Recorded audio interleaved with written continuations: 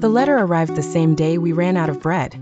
It landed in the middle of our crumb-covered kitchen table, glinting smugly under our single working light bulb. I half expected it to start judging the stains on our wallpaper. My little brother, Sammy, tried to open it with his teeth.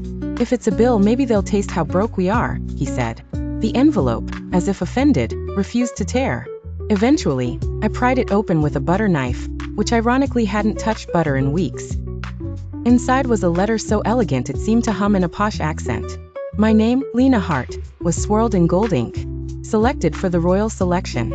As if someone had mixed up the names and meant to send it next door, where Mrs. Fletch's cat wore pearls. Mother gasped. Sammy tried to look through the paper for hidden chocolate. The neighbors exchanged conspiracies. She must have royal blood, or maybe contagious optimism? Soon, I was packed into a carriage so shiny it reflected my doubts and the faint outline of my attempt at a smile. My traveling bag consisted of 3 shirts, 2 books, and a dangerously sentimental note from Caleb, the local radio fixer and amateur revolutionary. He promised revolution, or at least a working toaster. Palace life sparkled. Literally. Chandeliers hung like upside-down tiaras. Walls gleamed. Everything threatened to blind poor peasants. The other girls arrived dripping in perfume and ambition. Some practiced their royal waves, some practiced their fake British accents, and some practiced how to trip each other discreetly. I practiced breathing, and not tripping over the carpets thicker than my entire mattress. Because while everyone else had their eyes on the prince, mine kept slipping back to memories of home, and Caleb, whose only crown was made of stubborn hope.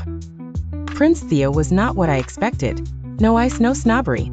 He listened about fields that never grew enough, kids who grew too fast, and mothers who cursed at the price of bread. When I criticized royal policy, he didn't excommunicate me, he scribbled notes. It was wildly disappointing. I was prepared for more dramatic banishments. Then came the rebel attack. Garden party, fancy cakes, laughter, and suddenly chaos became the new menu item. Girls scattered with the grace of panicked flamingos.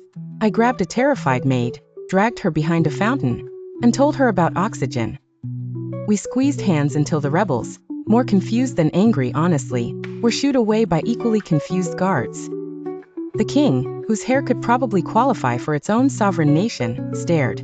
"You are not like the others," he intoned, like an oracle dishing out doom. It was meant to be a warning, but I took it as a compliment. I suspect he started sleeping with a nightlight. Now 35 of us line up in blue silk, almost indistinguishable except for the nervous eye twitch I developed during etiquette lessons.